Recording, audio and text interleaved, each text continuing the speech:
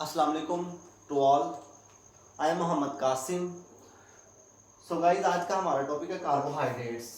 What is the carbohydrates? Carbohydrates हमारे पास क्या होते हैं? कार्बोहाइड्रेट्स का हमारी बॉडी में रोल क्या है? कार्बोहाइड्रेट्स की हम डिफाइन किस तरह से करते हैं? कार्बोहाइड्रेट्स को हम यानी कि सोर्स क्या है, उसका फंक्शन क्या है, ये सारा आज के हम इस टॉपिक में डिस्कस करेंगे। सबसे पहले हम देखते हैं कि कार्बोहाइड्रेट्स हमारे पास होता क्या है।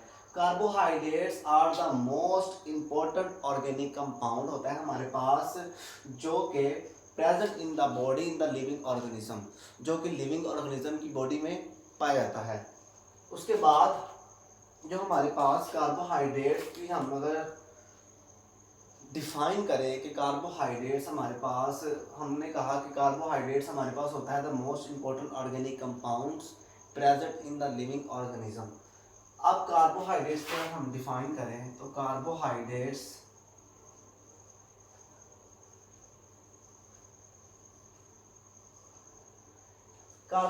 की हम डिफाइन दो तरह से करते हैं। सबसे पहले हम यानी कि देखते हैं कि जो हमारे पास ओल्डर डिफाइन है, जो हम शुरू से करते आ रहे हैं कि जी हम यानी कि काफ़ी अरसे से हम लोग करते आ रहे हैं। सबसे पहले वो कहते हैं कि कार्बोहाइड्रेट्स इज द हाइड्रेटेड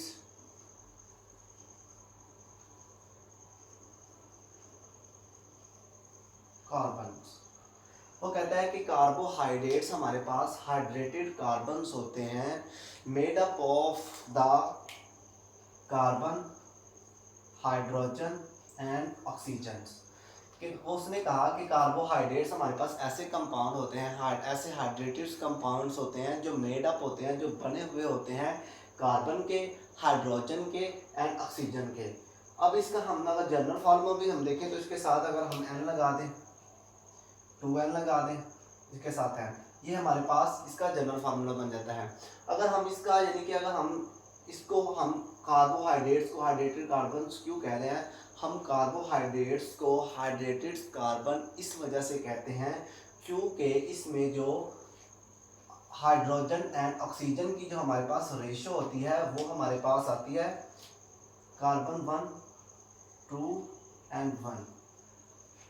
अब इस कार्बोहाइड्रेट्स को हम कार्बोहाइड्रेट्स कार्बन इस वजह से कहते हैं कि इसमें जो हमारे पास हाइड्रोजन एंड ऑक्सीजन की जो रेशो होती है ना इस फॉर्मूले में, वो हमारे पास वाटर की रेशो के बराबर होती है। अगर हम वाटर का फॉर्मूला देखें तो हमारे पास वाटर होता है H2O। अगर इसकी हम रेशो देखें तो 2/1 आ जाती है। यही रेशो हमारे पास इधर पाई जाती है, इस वजह से हम इसको hydrated mean water and carbon, यानी कि अगर हम इसको यानी कि वो रिमूव कर दें, सिंपल हम यानी कि फार्मूला बनाएं तो हमारे पास आता है CH2O। अब देखिए इसमें वाटर है हमारे पास, water and carbon, carbon hydrated carbon यानी कि वाटर एंड कार्बन, इस वजह से हम इसको कहते हैं हाइड्रेटेड कार्बन। ये थी तो इसकी सिंपल डिफाइंस, जो कि और थी कि carbohydrates are the made up of the carbon, hydrogen and oxygen. उसके बाद जो हमारे पास ये जो डिफाइन है, हमारे पास कुछ कंपाउंड होते हैं, ये और थी, ये हमारे पास अब क्यों नहीं इस्तेमाल होती? क्योंकि जैसे जैसे साइंस ने तरक्की की, जैसे जैसे वेरिएशंस आई, तो उन्होंने देखा कि इसमें भी वेरिएशंस हैं। जैसे कि कुछ कंपाउंड है हमारे पास, जैसा कि हमारे पास कंपाउंड है लैक्टिक एसिड्स। जो हमारे पास लैक्टिक एसिड, हमारे पास जो कंपाउंड होता है हमारे पास लैक्टिक एसिड्स,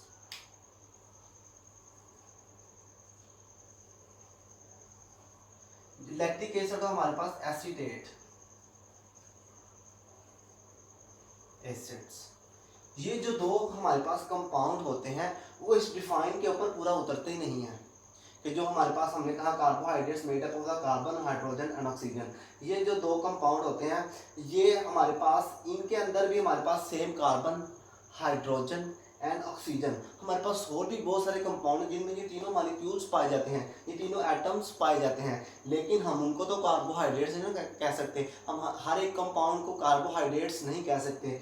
क्यों? अब लैक्टिक एसिड, एसीटेट एसिड में हमारे पास ये सेस्टिफाई है हमारे पास, इनमें तीनों हमारे पास ये मॉलिक्यूल्स एटम्स होते हैं, लेकिन हम इसको कार्बोहाइड्रेट्स नहीं कह सकते क्योंकि ये हमारे पास जेन्युइन कार्बोहाइड्रेट्स नहीं है। अब इसके बरक्स हमारे पास जो होती है डी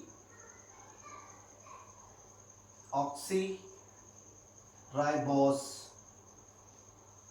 जो हमारे पास डी ऑक्सी राइबोस होती है वो हमारे पास इंपॉर्टेंट बिल्डिंग ब्लॉक बेस होती है हमारे पास डीएनए की। अब इसमें हमारे पास हैविंग वन लेसर ऑक्सीजन, इसमें हमारे पास एक मॉलिक्यूल ऑक्सीजन का कम होता है, जिसकी वजह से ये हमारे पास ये जो हमारे पास होती है इस फॉर्मूले के ऊपर पूरी उतरती नहीं है, ये इसको सेटिस्फाई नहीं करती इस, लेकिन ये है ओरिजिनल जेन्युइन कार्बोहाइड्रेट्स है। तो इस वजह से इन तमाम वेरिएशन की वजह से कार्बोहाइड्रेट्स की जो ऑर्डर डिफाइन है वो ज़्यादा कैपेबल नहीं है, वो ज़्यादा बेहतर नहीं है। तो अगर हम यानी कि ये तो हमारे पास इसकी सिंपल डिफाइंड जो ऑर्डर थी, अब इसकी नई डिफाइंड हमारे पास क्या आती है,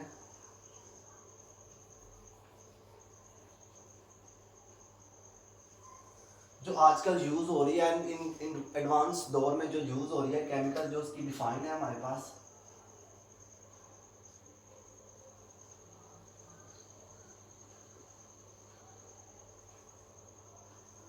इस केमिकल डिफाइंड में वो कहता है कि जो हमारे पास कार्बोहाइड्रेट्स हमारे पास होते हैं वो हमारे पास पॉली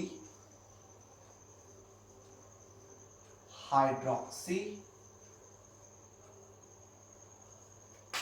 एल्डिहाइड और कीटोन। वो कहता है कि जो हमारे पास कार्बोहाइड्रेट्स होते हैं in advance define of the carbohydrates में वो कहता है कि जो हमारे पास कार्बोहाइड्रेट्स होते हैं वो हमारे पास पॉलीहाइड्रोक्सी एल्डिहाइड्स और कीटोन होते हैं। अब गाइस इस डिफाइन में हम देखते हैं कि वो क्या कह रहा है, वो कह रहा है कि जो हमारे पास ये जो पॉली का मीन हम जहाँ पे भी हम पॉली का वर्ड हमें मिले हम कहते हैं पॉली से मुराद मैनी, यानी कि बहुत ज़्यादा। अब hydroxy mean hydroxyl ion, OH ion, ये function group of the hydroxyl ion में, यानी कि बहुत ज़्यादा हाइड्रोक्सल आयन। इसकी पहली डिफाइन की पहली शर्त तो हमारे पास ये है कि इसमें बहुत ज़्यादा हाइड्रोक्सल आयन होंगे, और उसके बाद वो बताता है कि एल्डिहाइड एंड कीटोन, ये भी हमारे पास क्या है फंक्शन ग्रुप। अब इस डिफाइन को समझने से पहले हमें पता होना चाहिए हमारे पास फंक्शनल ग्रुप क्या होता है। अब गाइस फंक्शनल ग्रुप समझाने के लिए मैं आपको बताता हूँ, ये हमारे पास है कार्बन की चेन,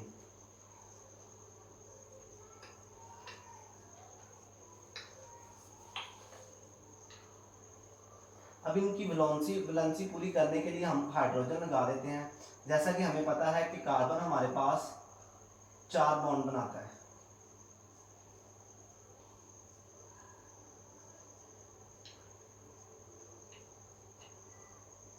ये आप इनकी वैलेंसी पूरी कर लीजिएगा जैसे भी हुई। अब ये हमारे पास सेम ऑर्गेनिक कंपाउंड है। ऑर्गेनिक कंपाउंड कैसे हैं हमारे पास, इसमें हाइड्रोजन भी है कार्बन भी है, ये हमारे पास ऑर्गेनिक कंपाउंड है, सेम तीनों है। अभी तक इनमें कोई डिफरेंस नहीं है। अब हम देखते हैं कि अगर हम इनके साथ लगा दें यहाँ पर OH, यहाँ पर लगा दें C, यहाँ पर कोई और यानी कि C डबल बॉन्ड H, ये हम तमाम फंक्शनल ग्रुप इनके साथ लगा दें तो इनकी केमिकल नेचर ही चेंज हो जाएगी। मींस के फंक्शनल ग्रुप अटैच करने के साथ किसी कंपाउंड का मुकम्मल केमिकल नेचर ही चेंज होती है, वो कंपाउंड मुकम्मल तौर पर ही चेंज हो जाता है। तो ये हमारे पास था फंक्शनल ग्रुप कि यानी कि फंक्शनल ग्रुप कोई भी हो सकता है। हमारे पास बहुत सारे hydroxyl functional, chloride functional group, हमारे एल्डिहाइड हमारे पास आ जाता है, कीटोन आ जाता है, एस्टर आ जाता है, अल्कोहल का आ जाता है। ये हमारे पास बहुत से फंक्शनल ग्रुप होते हैं जिनका काम क्या होता है, जो किसी भी कंपाउंड के साथ अटैच होकर उसकी केमिकल प्रॉपर्टी को ही चेंज कर देते हैं, पूरे कंपाउंड को ही चेंज कर देते हैं। ये हमारे पास था फंक्शनल ग्रुप। अब हम देखते हैं कि जो हमारे पास एल्डिहाइड्स और कीटोन का फंक्शनल ग्रुप क्या होता है।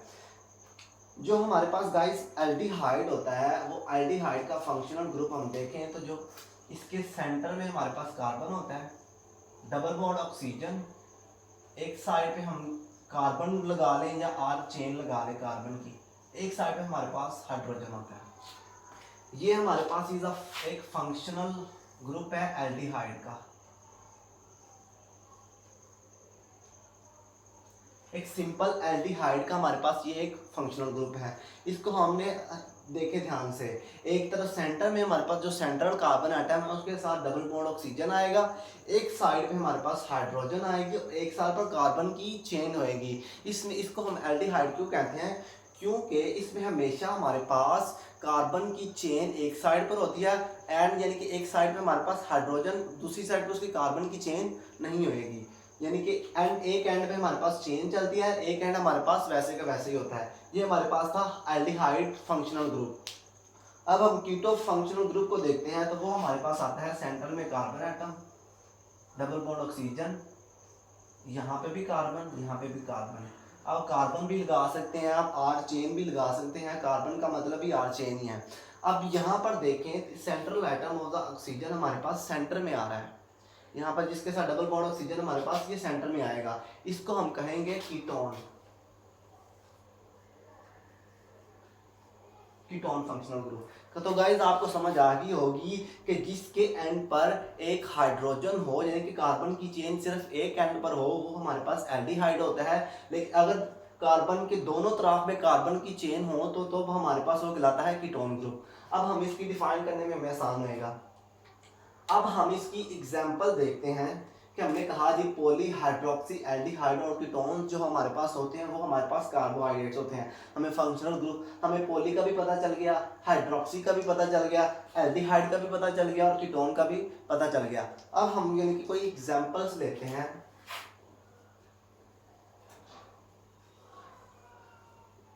एग्जाम्पल लेते हैं गाइस हम, तो एग्जाम्पल में हम देखते हैं, हमें नहीं पता कि हम वो क्या कार्बोहाइड्रेट्स हैं, हम सिंपल सा एक कंपाउंड लेते हैं जिसका हमें पता ही नहीं है ये क्या चीज़ है।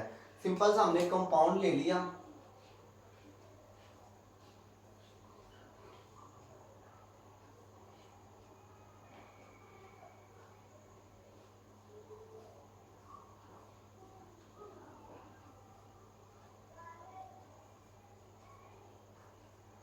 ये हमने इसकी वैलेंसी पूरी कर दी। ये हमारे पास एक सिंपल यानी कि हमने कंपाउंड ले लिया, हमें इसका नहीं पता कि ये क्या चीज़ है, क्या बला है, हमें इसका नहीं पता। हमने देखना है कि ये कौन सा कंपाउंड है। अब हमने जो हमने डिफाइन की थी कार्बोहाइड्रेट्स की, उसको देखते हुए इसको आइडेंटिफाई करना है, इसको देखना है कि ये क्या चीज़ है। अब हमने कहा था कि कार्बोहाइड्रेट्स हमारे पास पॉली हाइड्रोक्सी एल्डिहाइड और कीटोन होते हैं। अब देखिए पहली कंडीशन तो इसकी पूरी होगी कि इसमें हमारे पास जो है वंस और मोर हमारे पास इसमें हाइड्रोक्सल ग्रुप हैं, जो कि डिफाइन में बता रहा है कि poly hydroxy many hydroxyl group इसमें हमारे पास मौजूद है। अब वो बता रहा है कि आया कि इसमें कोई फंक्शनल ग्रुप है एल्डिहाइड या कीटोन का, तो हाँ जी हमारे पास एक फंक्शनल ग्रुप है, वो कौन सा एल्डिहाइड। ये हमारे पास एल्डिहाइड, एल्डिहाइड का हमारे पास फंक्शनल ग्रुप है। तो हमारे गाइस हम देखते हैं यहाँ पर हमारे पास पॉली हाइड्रोक्सी आयंस भी हैं और हमारे पास एल्डिहाइड का फंक्शनल ग्रुप भी है। इस वजह से हम इस पूरे को कहेंगे ये जी हमारे पास एक कार्बोहाइड्रेट्स है। हम इसको यानी कि एक सिंपल हमने देखा, ये नहीं पता कि मोनोसेक्राइड्स है, डाइसेक्राइड्स है, ओलिगोसेक्राइड्स है, ट्राइसेक्राइड्स है, कोई भी सेक्राइड्स है।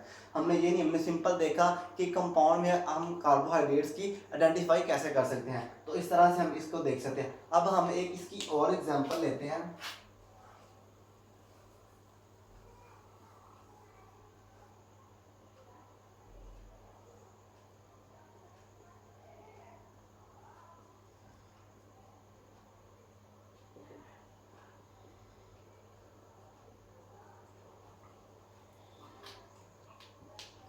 ये हमारे पास एक और कंपाउंड हमने लिया, इसका भी हमें नहीं पता कि हमारे पास कौन सी बला है, कौन सा कंपाउंड है। हम अपनी यानी कि डिफाइन को मद्देनजर रखते हुए देखते हैं कि हमारे पास ये हमारे पास वन से मोर हमारे पास आगे हाइड्रोक्सल आयन, तो पहली शर्त पूरी होगी यानी कि मैनी हाइड्रोक्सल आयन पूरे हो गए। अब देखते हैं कि हमारे पास एल्डिहाइड, तो हमने देखा कि नहीं है फंक्शनल ग्रुप, क्योंकि इसकी दोनों साइड में सेंटर एटम की दोनों साइड में हमारे पास कार्बन अटैच है। तो हमने देखा कि ये वाली हमारे पास अभी कंडीशन अप्लाई हो रही है। ये हमारे पास जो ग्रुप है, ये हमारे पास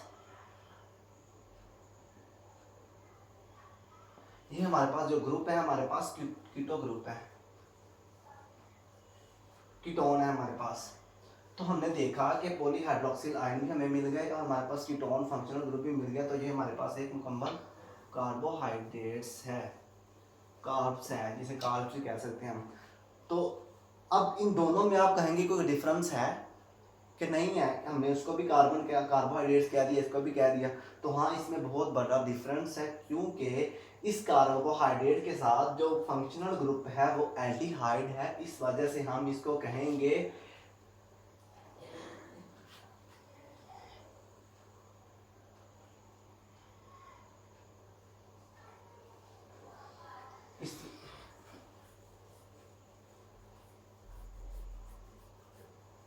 शुगर। ये वाला जो हमारे पास कार्बोहाइड्रेट्स है, इसमें हमारे पास एल्डिहाइड का फंक्शनल ग्रुप अटैच, इस वजह से हम कहेंगे एल्डो शुगर या एल्डो शुगर। इसमें हमारे पास कीटोन शुगर, इसको हम कह देंगे कीटोन शुगर।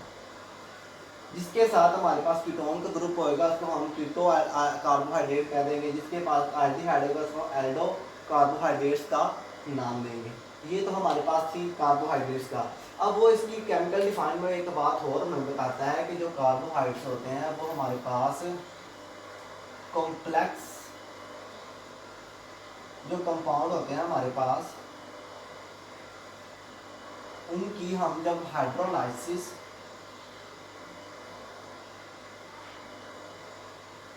जो हमारे पास कॉम्प्लेक्स कंपाउंड होते हैं, मिसाल के तौर पर सुक्रोज हो गया, सेलुलोज हो गया, अदर कंपाउंड कॉम्प्लेक्स जो होते हैं, उनकी जब हम हाइड्रोलाइसिस करते हैं, हाइड्रोलाइसिस मीन जब उनकी ब्रेक डाउन करते हैं, तब हमारे पास तब भी हमें कार्बोहाइड्रेट्स मिलते हैं। मीन्स के जब हम सुक्रोज की हाइड्रोलाइसिस करेंगे, सुक्रोज को दो में डिवाइड करेंगे, उसको तोड़ेंगे, तब हमें सुक्रोज को जब हम उसकी हल करेंगे तो हमें दो मिलेंगे हमारे पास। एक हमारे पास फ्रुक्टोज आ जाएगा, एक हमारे पास ग्लूकोज आ जाएगा। दोनों हमारे पास क्या है, कार्ब्स हैं, कार्बोहाइड्रेट्स हैं। इस वजह से वो बताता है कि हमारे पास बहुत से कॉम्प्लेक्स कंपाउंड भी होते हैं जिनकी ब्रेकडाउन, जिसकी हाइड्रोलाइसिस करने से हमें कार्बोहाइड्रेट्स मिलते हैं। अब ये तो था हमारे पास कार्बोहाइड्रेट्स। अब हम इसकी यानी कि फंक्शंस और हम यानी कि अगर स्टडी करेंगे, हम इसका फंक्शन देखेंगे। हम इसकी फंक्शन के अलावा इसकी हम यानी कि एग्जांपल्स और अदर एग्जांपल्स हमने कार्बोहाइड्रेट्स की यानी कि एग्जांपल देखी, हम अदर यानी कि रोज़मर्रा ज़िंदगी में उसकी एग्जांपल देखते हैं। तो हम यानी कि सबसे पहले हम देखते हैं कि हमारे पास इसकी जो कार्बोहाइड्रेट्स की हमारे पास जो एग्जांपल्स होती हैं ना, वो हमारे पास होती हैं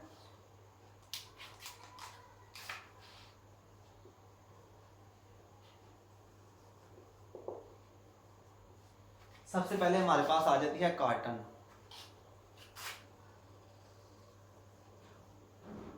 फिर हमारे पास आ जाती है सेलुलोज,